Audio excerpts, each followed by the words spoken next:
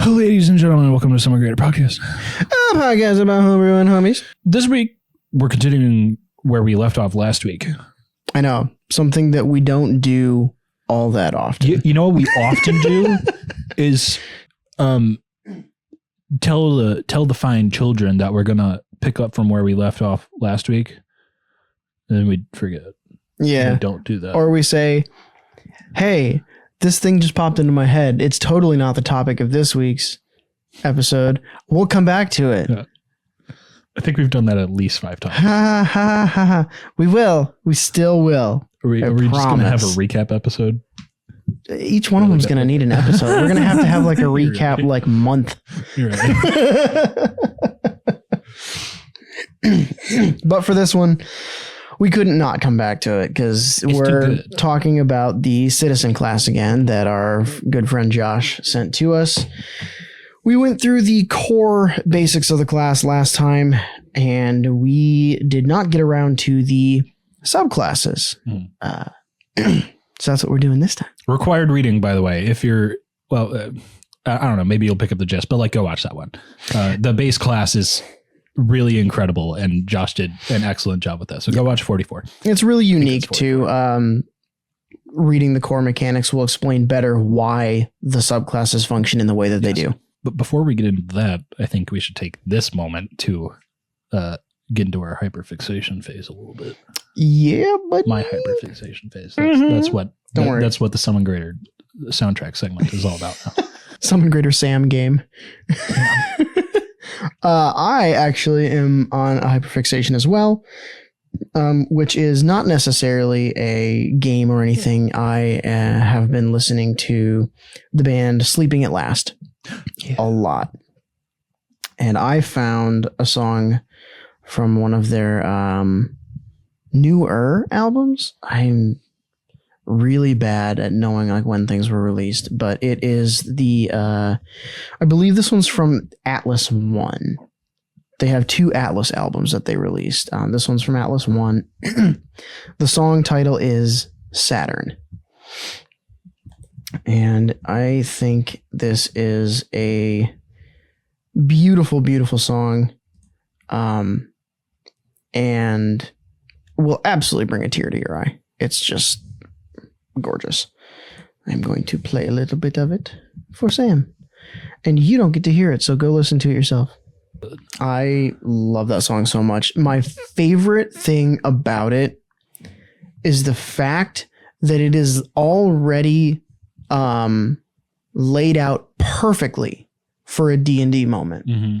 You have 2.5 minutes at the beginning of the song to monologue set a scene, create this beautiful moment. Yes.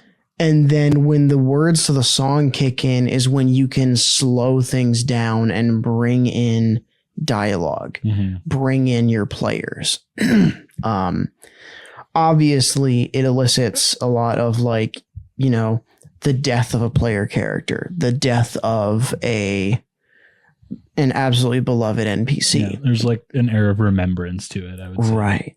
The other thing that popped into my head that I think is a different direction for it, and it really depends on what type of a campaign you're running, but the fading of a deity. Ooh. Yeah. Like if there is like an old god or something that has been like around forever and no one really worships them anymore, and your players are like, well, let's go find out what's going on, or there's a quest where they were trying to figure out what happened to them, and you find them only to see that like they're disappearing. Mm-hmm. They are no longer going to exist, and you get to sit in the final moments with a god. And that is like the attitude, just like, it's been beautiful. I've loved every minute of it. And then just disappear. Like, oh, it's so good. So that's fun. It's, Saturn by Sleeping at Last. Yeah, that's good. It's got a very clear vision to it. Mm-hmm. Yeah. Mine is, I've poured over this pronunciation for the last couple minutes, and I'm still going to butcher it. Aves elasmobranchi. I think you could say it kind of translates to bird shark. Shark bird. Elasmobranchi is the It's like a genus. It's like a subclassification of fish that sharks are in. Oh, sharks and rays and skates and all them. And then obvious is bird. So this is a love letter to the soundtrack of Risk of Rain 2, which I have a whole lot of hours in also. And it's very much giving Journey Through the Astral Sea or an otherwise extremely ethereal dungeon. Yeah. And I've been trying to workshop in my brain like a specific encounter that would work with this. I think in general it's good ambiance for the situations I described, but like there's something about the moment where the guitar kicks in, like a little over halfway through the song, right? That like the tone just shifts, not too much that you couldn't use it as a consistent ambiance, but like you could definitely. You can throw some energy in there. You could throw some energy in there. You could have it be a transition of sorts. You could have the wrong person show up, if you know what I mean. Yeah. Kind of reminds me of a situation we're in Bailey's campaign in the Feywild, where if that one motherfucker showed his face, like that would be the perfect like transition of like the ambiance would shift just perfectly with that song, and it'd be like, oh, especially since like the distortion of the guitar takes it like off key slightly at times, and it's very unsettling. Yeah, in some moments. So yeah, I could see that working. That would be good for him. I know who you're talking about. So I came upon this because I follow the composer of the Risk of Rain 2 soundtrack on Twitter. Oh, okay. And he reposted this just the other day.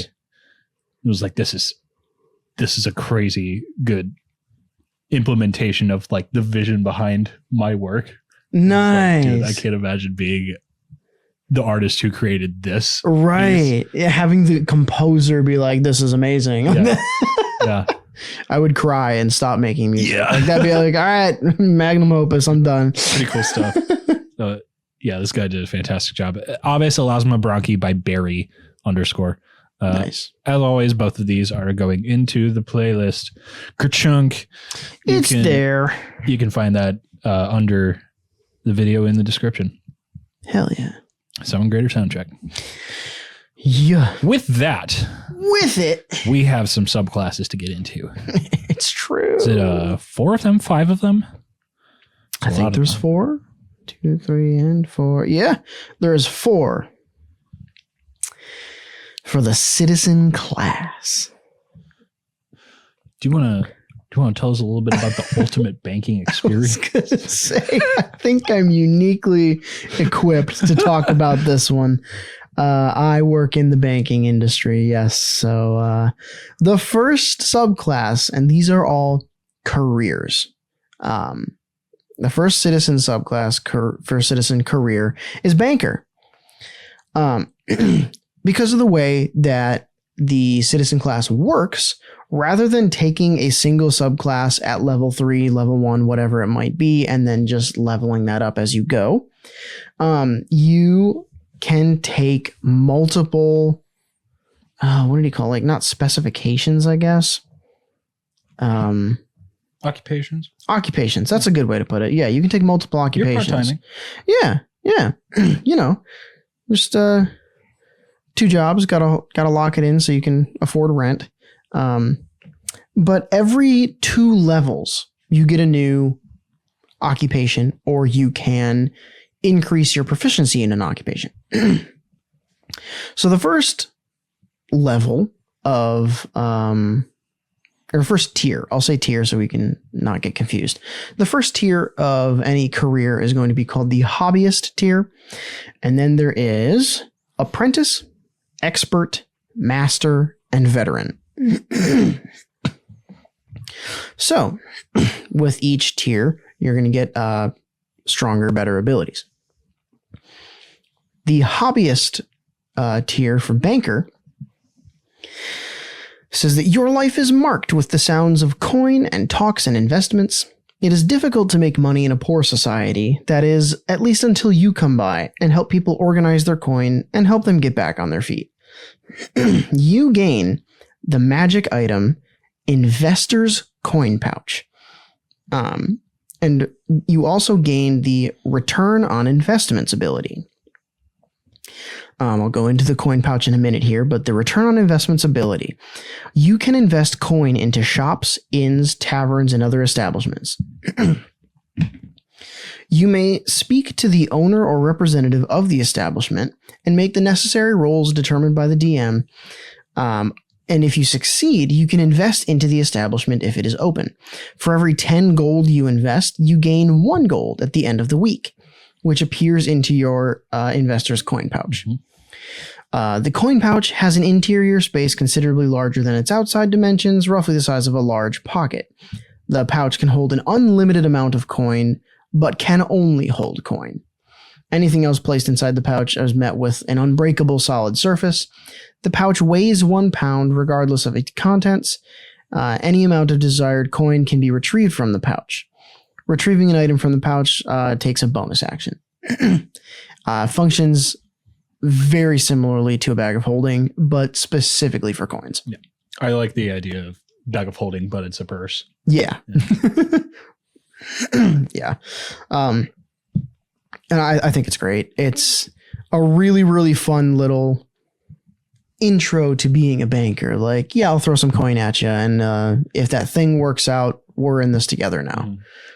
I scratch your back, you scratch mine. Mm-hmm.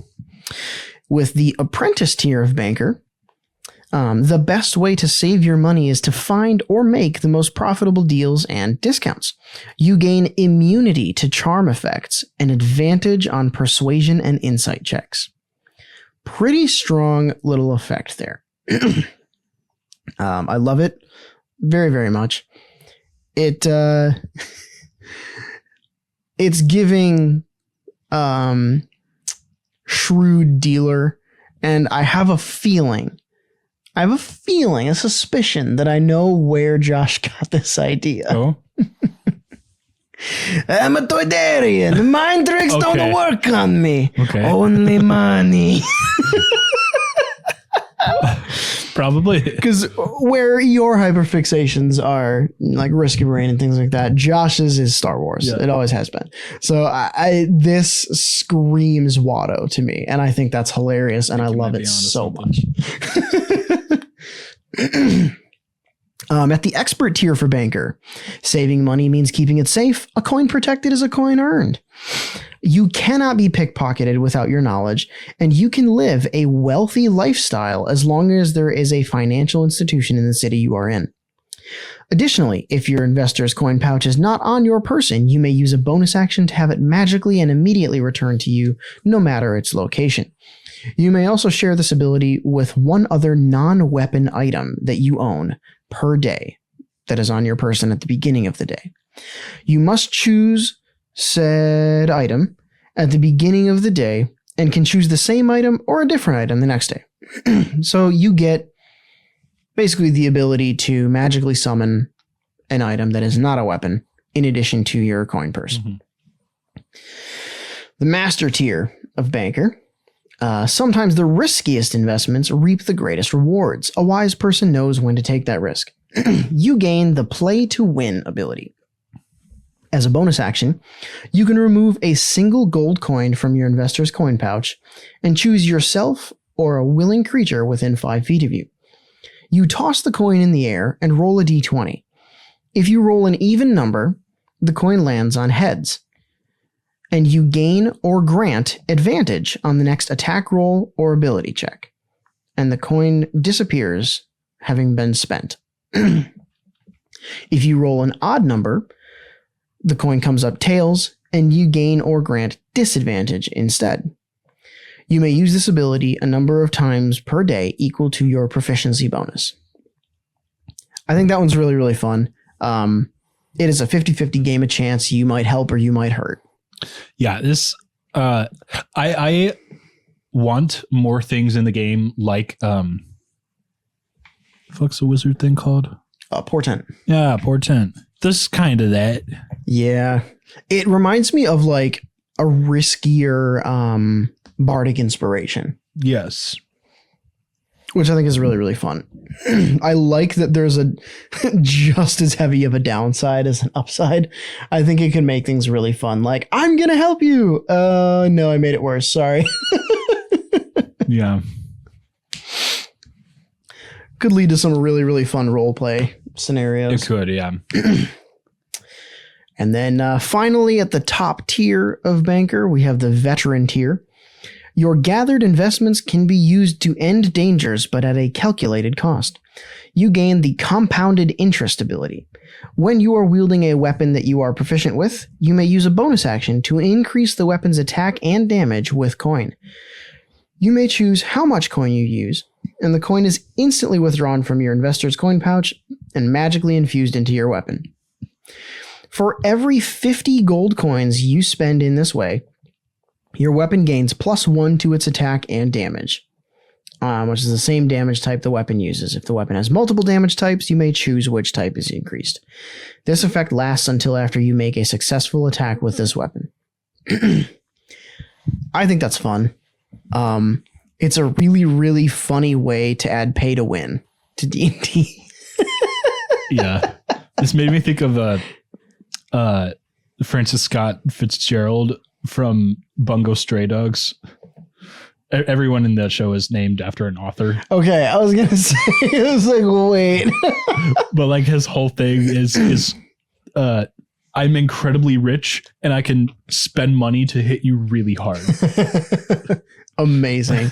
There's also a boss in Baldur's Gate that this reminds me of. I think they're called like the Toll Master or something like that, but it's this massive, like super, super big. It looks like an Elden Ring boss in Baldur's Gate. And they're just like dripping gold coins. Like coins literally fall off of them throughout the fight, and you can go pick up money as you're fighting them and be like, ooh, a penny. But if you pay them enough money, you can avoid the fight, but it's something exorbitant like 7,000 gold or something. Or if you fight them, they take no damage as you just cleave coins off of them. But eventually, if they're left with few enough coins, they just like perish. Whoa. Yeah. And they deal more damage the more coins they have. So you're incentivized to like hit them hard, hit them fast, knock it down as fast as you can. Yeah. Really, really interesting fight. But that's kind of what this reminded me of too. It's just like, I'm just going to throw money at it and see what happens. I think this is very funny. Like, it is a bit of a... I want to say it's a bit of a departure from the rest of the subclass. Like, you can tell it's like all working up to something, and then it's very funny when it's this. Right. You know? It's like, you're earning money, you're saving money, you're making money, and then it's like, now you can use that money to hit people harder. It's good shit. It does evoke like a specific scene in my mind of like, you know, reaching the level that you hit veteran at for this subclass and being like, my life's work has come up to this. It's all led me here. And you just one shot the BBEG.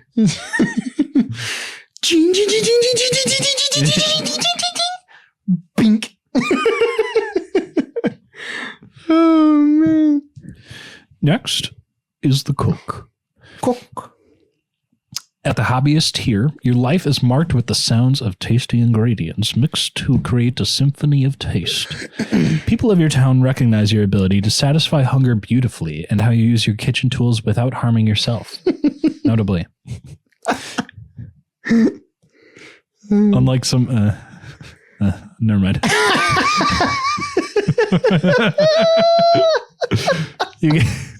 Hey. Careful, SpongeBob. You gain the chef feat, proficiency in cooking utensils, and gain resistance to piercing damage. Oh man,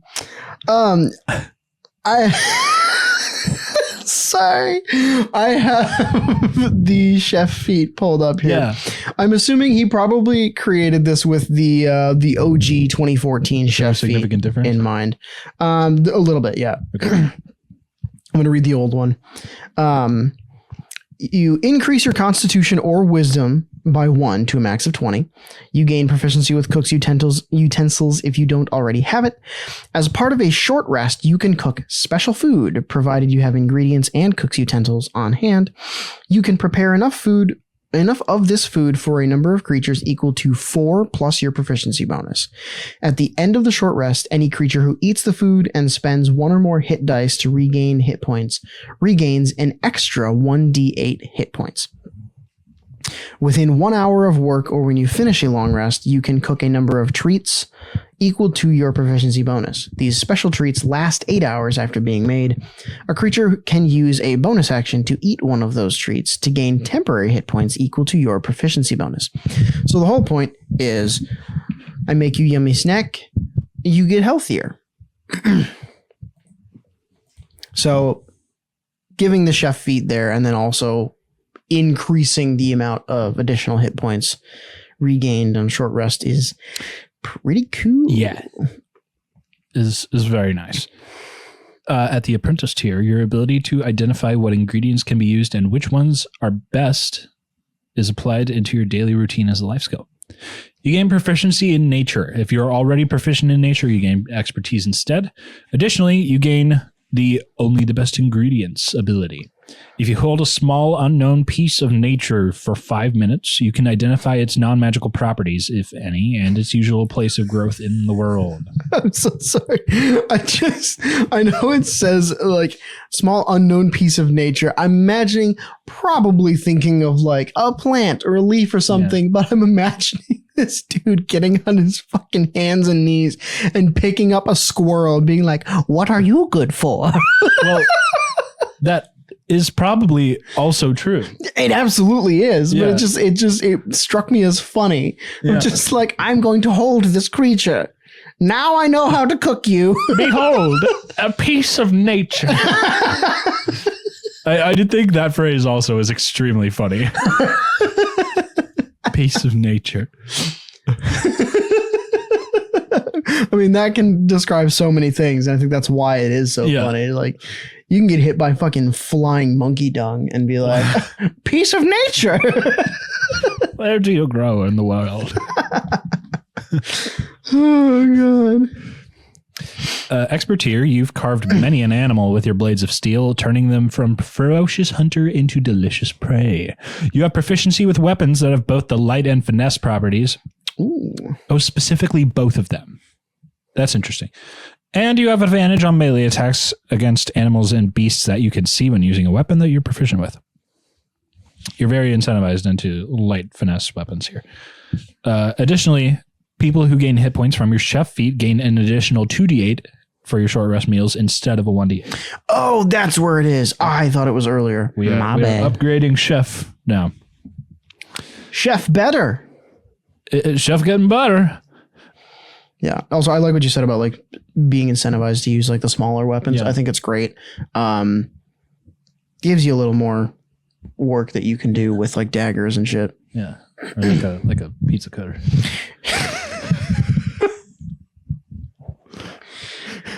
We recently went to a murder mystery party where one of the characters was a chef, and his prop that he could opt to bring was a meat cleaver. And he said, I didn't think I should bring a meat cleaver because I felt like it might make some people uncomfortable. So instead, he pulled out a fucking pizza cutter. Like a big pizza cutter. It was a big one. We were all just like, you know what? That's amazing. It was very funny. It was really good. At the master tier, you seem to be gifted with magical properties as a blessing from the gods, who have obviously noticed your potential. You gain the Produce Flame, Control Flames, Chill Touch, Grease, and Heat Metal spells. If you do not have spell slots already, you gain 4 first-level spell slots and 3 second-level spell slots. Additionally, people who gain hit points from your chef feat gain an additional 3d8 for your short rest meals instead of a 2d8. And your name becomes Gordon Ramsay. Yeah. I am You are British now. good luck with the accent. I'm super into this level specifically. Like, here's like all of a sudden you can cast spells now. Like you become magic chef boy. And I think that's just amazing. Yeah. Like you're so good at cooking that all of a sudden fire springs from your fingertips. You're bringing the kitchen with you. Yeah. Yeah. Yeah. This is a hell of an upgrade to happen all at once. Yeah. This really, I don't know why. This one specifically reminds me of Chef from Risk of Rain. Okay, so because I'm insane, this whole thing reminds me of Chef from Risk of Rain. Oh yeah, absolutely. Also, the meat cleaver pizza cutter thing in general is very funny to me because that's Chef. He carries a meat cleaver and a pizza cutter everywhere. Oh, he's got both? I didn't know that. I thought he just had the cleaver. In his offhand, he's got a pizza cutter. Yeah, that's amazing. No, this is like extremely Risk of Rain Chef. Minus the chill touch, because you're, producing and controlling flames and also sloshing grease all over the place. Like, yeah. Last tier, veteran. Your meals are considered from the heavens and are worthy of satisfying royalty. People who gain hit points from your chef gain an additional 48 instead of a 3d8. Additionally, 3 times per day, you can manifest a great feast with magnificent food and drink. The feast takes 1 hour to consume and disappears at the end of that time, and any beneficial effects don't set in until this hour is over. Up to 12 creatures can partake of the feast, and all benefits gained last for 8 hours. A creature that partakes of the feast is cured of all diseases and poison, and regains all levels of exhaustion. Damn. Oh, that's a time saver, dude. Yeah. You may also choose 1 primary ingredient per feast that grants an additional special benefit for the duration. There are many. I'm sorry. This is so cool. It's Custom Heroes Feast. I'm sorry. Oh, yes. Yeah. Yes, it is. There are a few of these primary ingredients. The first one is carrots, which grant dark vision and advantage on perception checks. They get funnier. Fish grant advantage on intelligence saving throws and all ability checks using intelligence. Kale grant advantage on constitution saving throws and resistance to poison and disease. Yeah. What the fuck do you think spinach does? Grants advantage on strength saving throws and resistance to bludgeoning damage. Sailor man. Brussels sprouts grants +2 to AC, increases hit point maximum. Oh, that's just an editing. Hit point maximum increases by... Okay, yeah. Hit point maximum increases by 3d10, and you gain the same number of hit points. Am I having a stroke? No. Is that worded? Yeah, it's worded correctly. Okay. Basically, what he means is your maximum amount increases. Oh, and you gain that many hit points. And your hit points go up to that maximum. Holy. And that only lasts for 8 hours, so it's not like that's true, stupid broken. I forgot. Mint grants advantage on charisma saving throws and resistance to necrotic damage. Pretty good, dude. Your breath real bad. Take a gum. And finally, ghost peppers grant resistance to fire damage and advantage on attack rolls. I like that one a lot. That one's fun. What's your favorite out of those? My favorite? Or like... The one I think might be the most useful, or like most consistently used. I think my go-to would be... They're definitely all meant to be situational, which is intentional. Right. But I'm wondering if... The one that I can see possibly getting the most use if I'm the one playing this character is Brussels sprouts. Granting +2 to your armor class and extra hit points by potentially really 30. I could see that being like okay, guys, we are going to go face the BBEG today. Past the Brussels sprouts. But like you said, all of these have a use. Mint grants advantage on charisma saving throws and resistance to necrotic damage. If you're going up against undead, if you're going up against like a lich or something like that, you're going to do mint. Ghost peppers would be really, really good, specifically if you have one or more rogues on your team. Having advantage on all attack rolls for 8 hours. That's a big deal. That is, without a doubt, not necessarily the most useful, but the strongest of all of the abilities on here. Because let's not forget, and I don't know if Josh thought about this when he was doing it, rogues, if you get an opportunity attack on someone else's turn, you can sneak attack on that. And all you need for sneak attack is to have advantage on the attack roll. Mm-hmm. So this could potentially be wild amounts of sneak attack, which I think is really, really fun. I'm also thinking you can just fireball with very little drawback. Yeah, there can be some self-fireballing action going on here with resistance to fire damage. Oh, that's a good one. Cook is more here. Cook is super fun. I like that. The next one is Guard. At hobbyist tier, your life is marked with a desire to protect your hometown from dangers that lurk beyond its borders. You take up your shield and join your fellow guards to stand against anything that would do your people harm.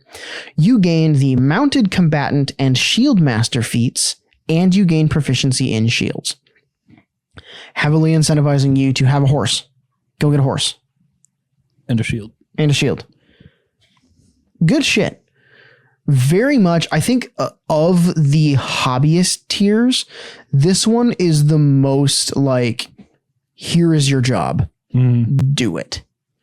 Not to say that the other ones don't give you a path to follow, but this one basically says if you don't have to do these things, but this is where you are going to be the strongest, without a doubt. I think also really for reasons that will shortly become apparent, this tier of guard should give you already access to a tower shield. Yeah, I think that would make sense. Mm-hmm. But also, again, they're not all that expensive to just go buy a shield from like a shop or like a blacksmith or something. Yes, it's like a specific one. You'll see why. Read Apprentice. Then I will. At the Apprentice tier, your shield is your defense that can save lives, including your own. However, you don't necessarily need to carry it around for it to protect you. Oh, I think I know what this is. You gain the Crusher feat and the Stationary Guard ability. A stationary guard ability is you may make a strength check to slam your shield into the ground with it standing upright. The number you roll is the shield's AC. While you are behind the shield, when an attack is coming from the direction in front of the shield, you are considered behind 3/4 cover. If an attack that deals bludgeoning, piercing, or slashing damage is made against you while you are behind the shield and the attack roll is higher than the AC of the shield that you had previously rolled, the shield is knocked over and you take half the damage of the attack. Yeah, that's tower shield. Yeah. But I mean, that's easily DM flavor. You can just say, yeah, you have a shield. It's a tower shield. For sure. There you go. Have fun. I think that's super, super awesome. Also, Crusher feat. Where are you? I'm taking a look at the legacy stuff again because I know this is what Josh was using when he created this. Crusher feat says, increase your strength or constitution by 1 to a maximum of 20. Once per turn, when you hit a creature with an attack that deals bludgeoning damage, you can move it 5 feet to an unoccupied space, provided the target is no more than one size larger than you. When you score a critical hit that deals bludgeoning damage to a creature, attack rolls against that creature are made at advantage until the start of your next turn. This is good. This is really good. This is very reminiscent of Battlemaster Fighter. Oh, it is. And I think that's a really, really good way to spec this with much more of a focus on an actual like city guard, basically. Yeah. That's a fun one. The expert tier for guard Training to become a better defender of the weak requires teamwork, flexibility, and extensive training in multiple weapons. This makes you strong when standing alone and stronger when standing by the side of your allies. You gain the Weapon Master feat. Additionally, if you and an ally that is also wielding a shield end your turns within 5 feet of each other, you and that ally gain a +1 to your armor class until the beginning of your next turn. This is one of my favorite parts of the subclass for obvious reasons. I like positioning a lot. I was going to say, shall we say it again? Yeah. Positional advantage. Yes. And I like the concept here of standing with your allies. Mm-hmm. I like I don't know. I like theming in combat in my subclass. This tastes pretty good. Yeah, it's giving lock shields phalanx formation or like turtle formation kind of a thing. It's really cool. Or defenders in Xenoblade 3. Yeah, I think the one thing that I might tweak slightly on this specific tier, that +1 to your armor class,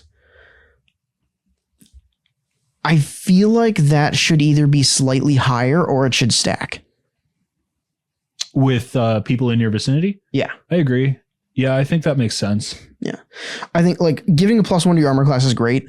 I think that if you're not going to have it stack, I would love to make that a +2 just because you're 2 people who have shields. Mm-hmm. I think it makes sense that you are very well protected if you're standing next to each other. Yeah. Or if you want it to be the +1, I would love to see it stack with up to 4 other characters. Like if you have 5 people all with shields and they all make a circle, it's going to be really hard to hit any of them. But yeah, I think that's the only thing I would tweak about that. Yeah. Otherwise, this is great. I think, that makes sense actually. Because at that point it is reasonably going to take like a spell or something. Right, because that's the thing. You can still cast Fireball into the center of the circle. Yeah. And it does require a very specific party to have enough people that can and do use shields to make it that relevant. But then getting the Weapon Master feat. I just want to say, it would be very funny. Oh, fuck. It would be a very funny and messed up encounter to build a party of the city guard, against like as an encounter. Yeah, against the party. Yeah. Oh, man, that would be fucking funny. Just like, all right. Like this. All right, here we go. Oh, gee. Bro, especially if they're like fucking all on horses. Oh, no. Ooh, that'd be wild. Oh. But yeah, you also get the Weapon Master feat with this tier, which basically just gives you proficiency in like 3 weapons of your choice, I believe. At the Master tier, many times defending others means ending the source of danger. That's typical. This requires the ability to cause damage, even if with something you usually use to defend. You gain the Sentinel feat. There it is. Additionally, when you make a melee attack with your shield as an improvised weapon, it deals an additional +3 bludgeoning damage. I like that. Was a big deal. I am super into shields being able to be wielded as weapons. Yeah. I believe I have brought this up before, if not on the podcast, in conversations with Josh specifically, because if you'll remember, Josh was also the one who submitted the rework of shields for us that we reviewed on here. Also highly recommend going back to that episode because shields can be a lot more fun than they currently are in D&D. Yeah. So being able to hit people with shields is real nice. The Veteran tier. During your training, you've learned to take your time to prepare your defenses before the enemy strikes. All good things come to those who wait rings true for you. You gain the Tough feat. Additionally, when combat begins and the initiative turn order is being determined, you gain a +1 to your armor class for every ally whose turn is before yours. This bonus lasts for the entire encounter and resets when combat is over.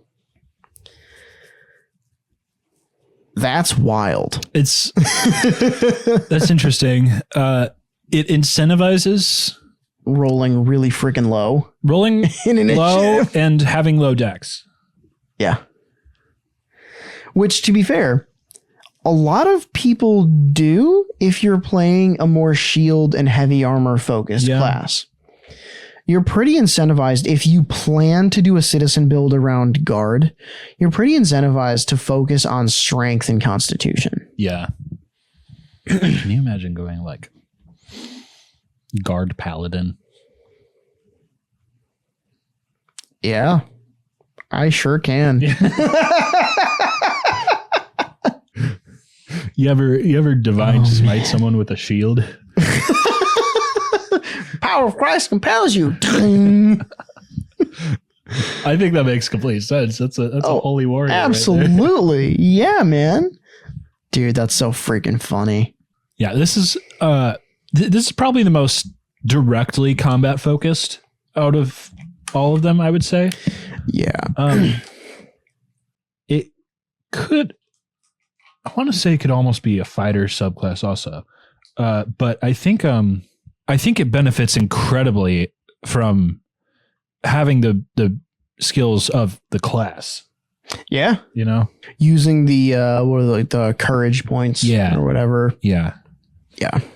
And that's I keep reminding myself to keep this stuff in mind for these subclasses here, because like they do mesh quite well. Yeah. Well, I mean, that's the awesome part about the subclasses, that they're so fleshed out and they're strong enough. They provide you enough bonuses to really carry you in a specific direction, even before you think about the rest of the class abilities.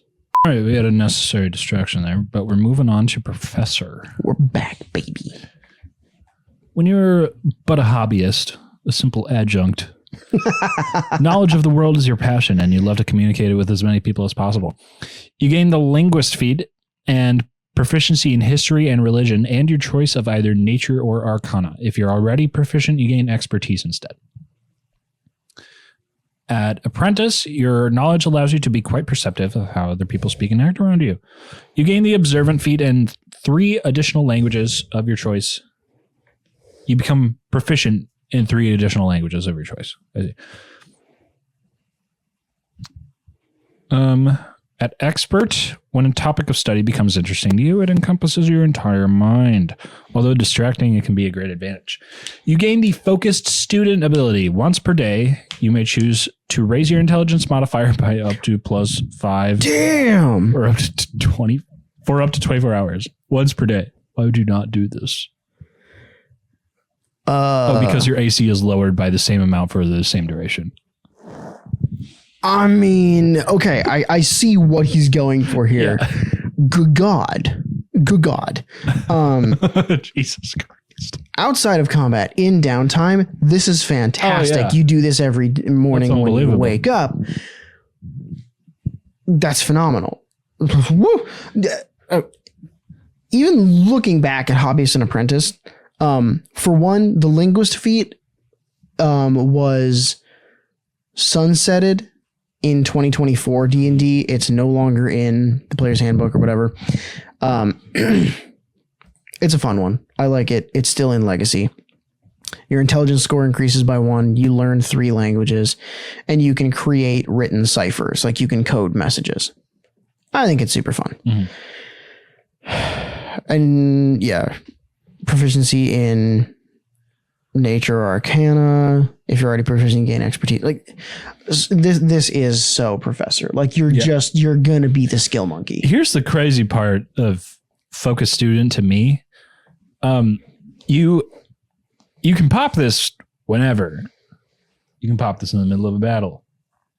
Yeah. You can wait until it's an opportune moment to drop your guard, rocket your intelligence, and, pop some crazy spells off. Right. And it doesn't have to be 24 hours. You're right. It says up to. It just says up to.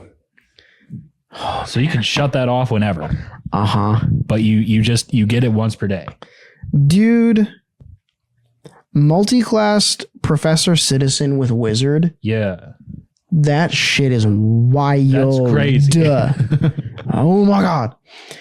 I would almost say it's completely unnecessary because for up to 24 hours, it's basically the same thing. I would almost rewrite it to be up to 8 hours. But again, that doesn't change that much. Yeah. I really, really like this. I think in addition to your armor class being lowered, this should also lower a couple of your other stats. Do you think? I mean, -5 to your AC is a lot. Yes, but here's my thinking. I don't think it should be a 1-to-1 ratio. I don't think you should drop another stat by 5. I think you should, if you're increasing your intelligence by +5, by modifier by +5, not the score. Your score does not go up. The modifier. The modifier goes up by +5, which is big number. Wild. That wildly increases your spell save DC, your spell attack modifier, and your saving throw modifier, all that stuff. I think since the intention of this is to be so hyper fixated on being intelligent, your charisma should disappear. Yeah. Yeah, I get it. No, that's funny. I think charisma should disappear. And then I would almost even say, like, maybe just disadvantage on all charisma rolls. That makes sense to me. Like, I don't think that is too far above and beyond. I think that's a pretty balanced and kind of funny addition to that. Yeah. Because like if I'm going into the zone studying for like a quiz or test or something like that, I'm imagining that kind of being the application of focus student here. Or like, I'm locked in. I got no time for anyone else. You mean nothing to me. But that is really, really cool. Mm-hmm. I am always a huge fan of abilities or activated things, something that increases a stat. I think there's not enough playing with stats. There's very little of that in the game. Yeah. Untapped potential, my dude. It's 12. When you master this subclass, your studies of other creatures... Wait, did I skip one? No. Your studies of other creatures can be a unique benefit that few others can offer. You gain the Informed Weakness ability. As an action, you may attempt to identify a creature's weakness. Make an intelligence roll against a non-magical creature within 30 feet that you can see. For the rest of the encounter, you gain a bonus to your attack roll equal to your attack rolls equal to half of how much higher your roll was above the creature's AC rounded down, which lasts until the end of combat. As a bonus action, you may give this bonus to any allies within 30 feet that can hear you. That makes sense. Okay, this is really interesting. Oh, man. So that's a little complicated, but essentially, your intelligence roll. I mean, I interpret that to just be a straight intelligence check. Does that sound right?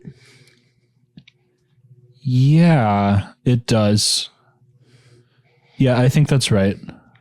Which, I mean, I can see the focused student making this much, much better. Yes. Yes, it does. Yeah. Because you were making an intelligence check where the DC is equal to that enemy's armor class. Mm-hmm.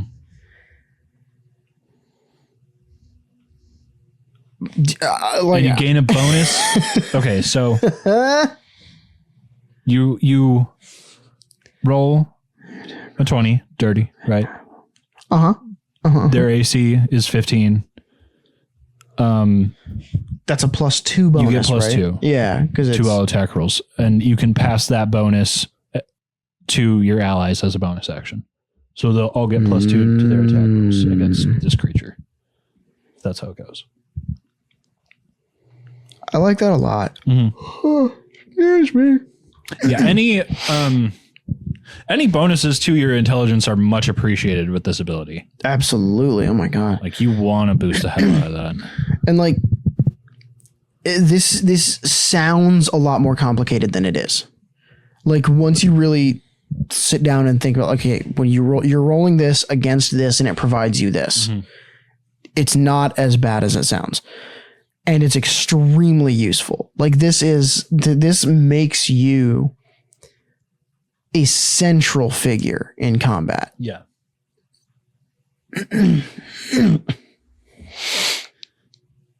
I think that is fun. It is all coming together now. Veteran, for your colleges and best students, knowledge is power. You gain the perfect studies ability. Once a day, when you or an ally within 5 feet of you make an intelligence-based ability that you're proficient in. Ability check. Ability check, yeah, I guess. Yes, it is. Ability check that you're proficient in. You may gain or grant advantage using 3 d20 rolls instead of the usual 2. Damn. Jesus Christ. I've toyed around a lot with the idea of giving double advantage or 3 d20s. Yeah.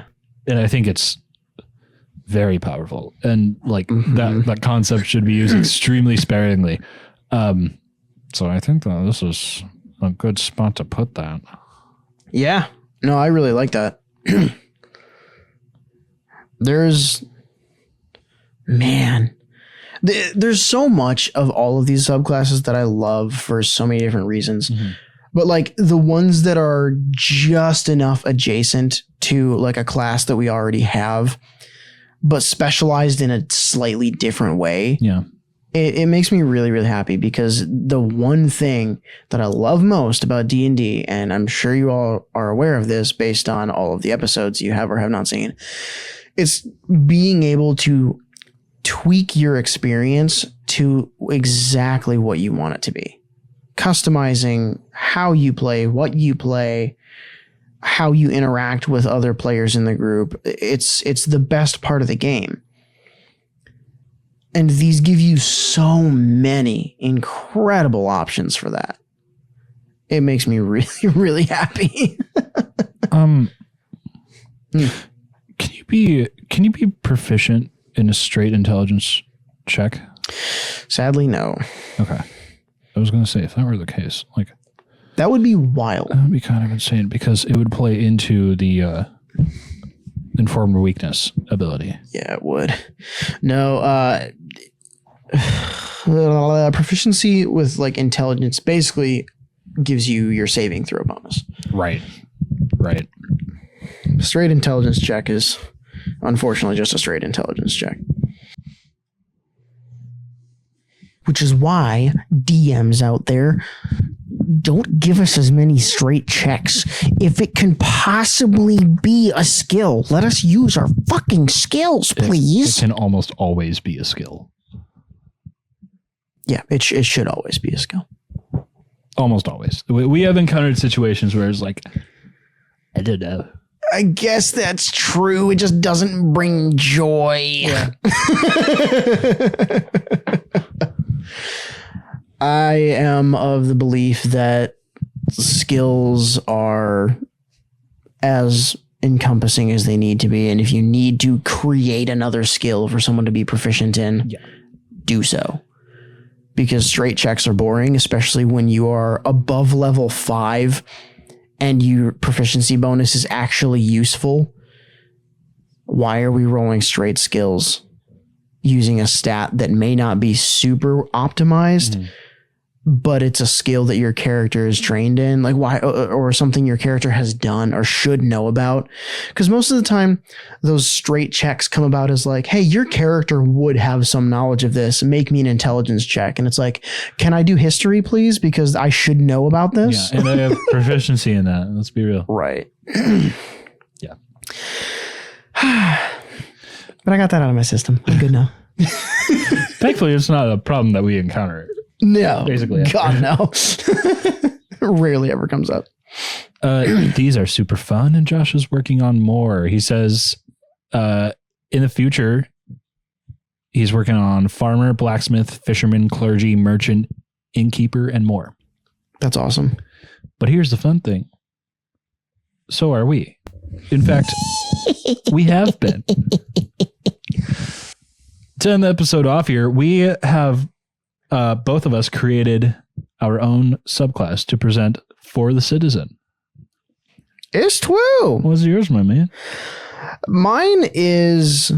I don't know if mine's like fully fleshed out or not. I like the direction I'm going with this. I feel like there's definitely tweaks that I would make to it. But I have decided to go with the cartographer subclass. Yay, making maps.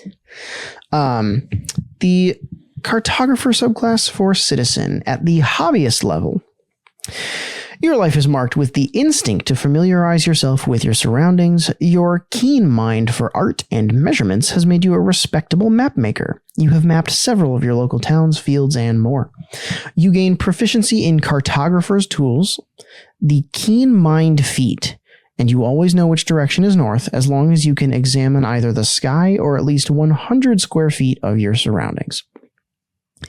Additionally, you gain proficiency in either intelligence or wisdom saving throws if you do not already have it.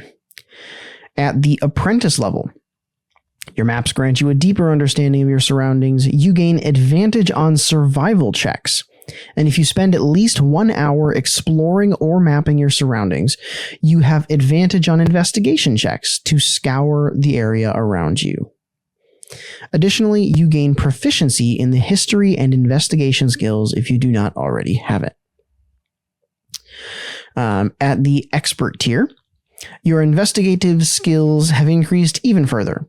If you spend at least 1 hour exploring or mapping, you gain knowledge of hidden features near you. In an urban area, you learn of any hidden shops, guilds, tunnels, or other such features within 1 mile of you.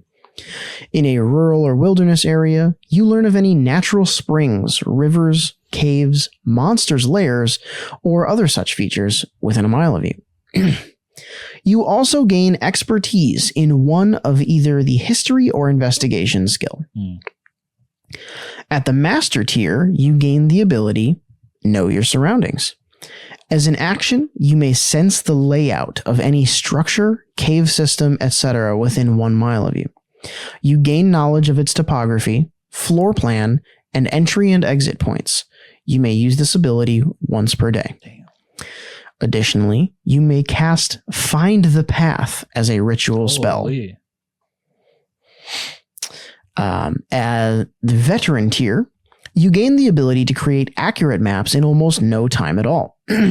Any place you travel through, you are able to map and or explore the area without taking any time from your travel. So all of those other previous abilities that said if you take at least an hour, once you hit veteran, you don't need to take that full hour. You just get those bonuses.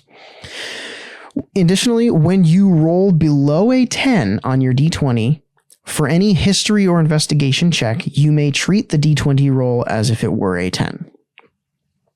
And finally, once per day, you may cast the teleport spell with perfect accuracy to any location you have mapped. Oh my God, it's fast travel. Yeah, it's That's fast funny. travel and remove fog of war, basically. Yeah. That's sick. I was toying with the idea of maybe having more feats granted in this, because like feats are a big part of the other subclasses, but I really like the abilities that I got on here, and I don't know if adding feats would make it too much. It's hard to say. So for one thing, this subclass fits in extremely well with the class that it's in. That's good. Because Citizen already gives you a lot of knowledge just by existing. Mm-hmm. You're getting a good deal of info on your surroundings. This gives you a ton. I will say though that the that information can be a little situational. I kind of wanted the cartographer thing to be like the I know a guy of the subclasses, basically, where you could just be like, oh, in my time making maps of this, I saw that thing that might be able to help us out with this.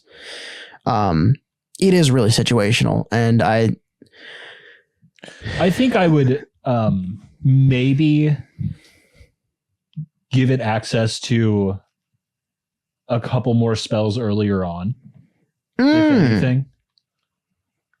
That's not a bad idea. Maybe some divination stuff since like, we're already headed the direction of travel based on your knowledge of your surroundings.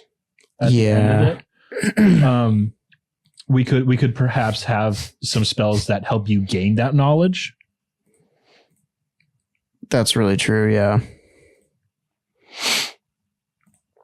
Yeah, I'll have to take a look and see what spells would make sense to throw in there as well.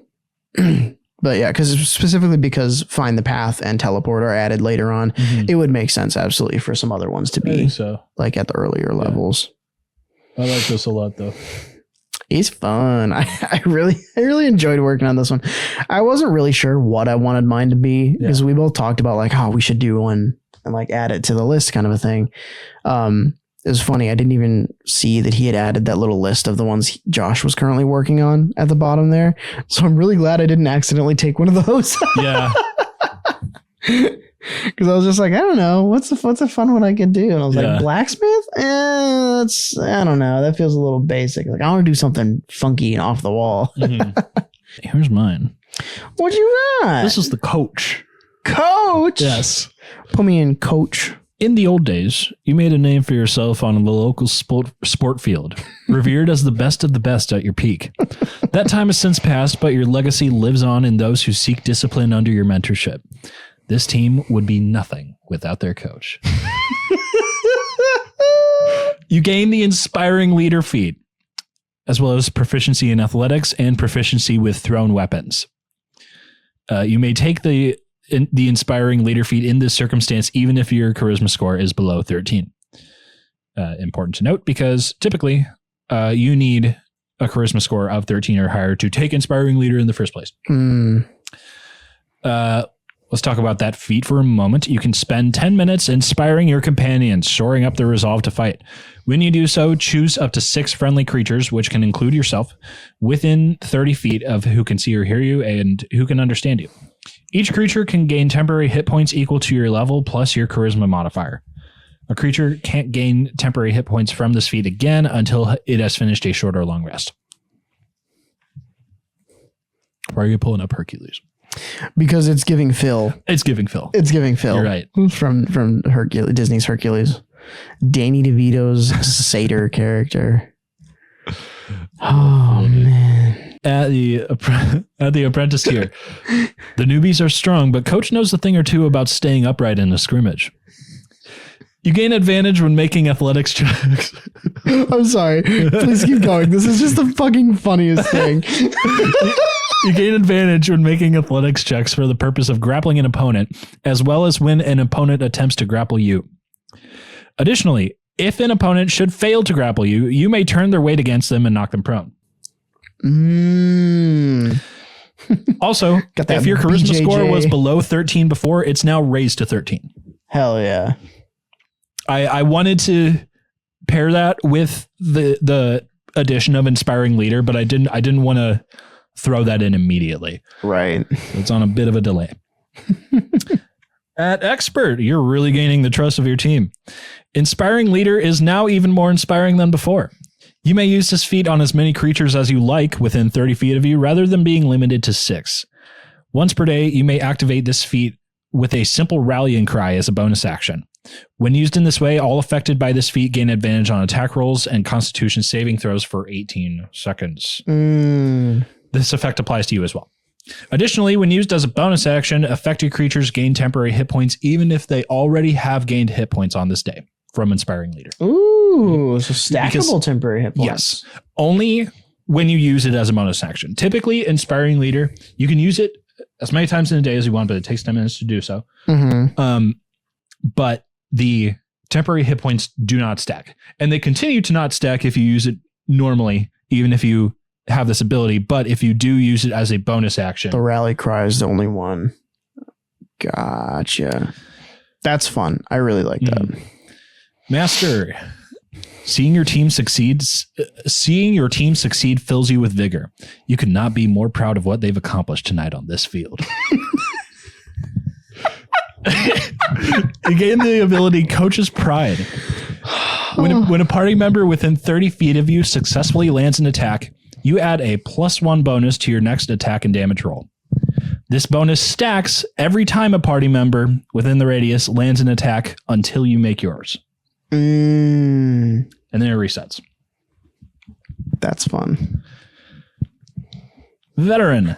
You have led this team to success time and time again, and you've pulled their spirits back up after every defeat. Once on each of your turns, you may call out a play for 2 party members who can understand your language in battle, suggesting their next action or bonus action. If they take heed of your advice on their next turn, then their next attack roll or next spell save DC will be boosted by your charisma modifier. Ooh. Additionally, That's a good one. When you land an attack buffed by Coach's Pride, all party members within 60 feet of you gain half of the buff to their next attack and damage rolls, rounded down but no less than 1. That's awesome. That's just like a popcorn trigger of buffs. Yeah. Yeah. It's giving that one coach who peaked in high school and never grew out of it. Yeah. And is like living vicariously through his students on the field. Like this high school football regional championship is the most important thing you will accomplish in your life. Yeah. Oh my God. I love it so much. I'm very happy about this one. That is so fucking I really funny. wanted to invoke the coach strength trope, you know? Yeah. Just like where the hell is he hiding all that? Absolutely. You got that slightly overweight Midwest dad that all of Yeah. a sudden can bench 320. Just Yeah. like how? Where? That is amazing. Mhm.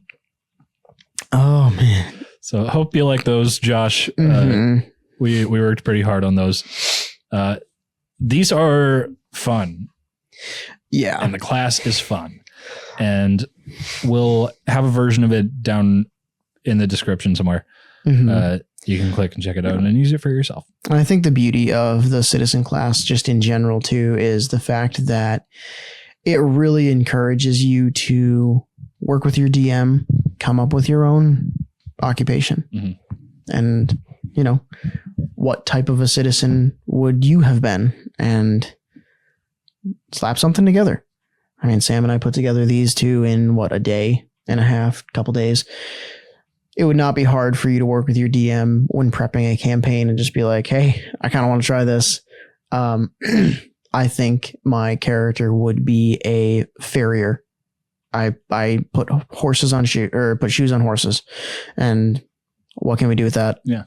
There's so much flexibility and so many options with it. That's part of the beauty of it. I love it so much. Oh man. This is great. Send us your ideas for a citizen subclass if you got one, or of course Mhm. your classes, your subclasses outside of this one.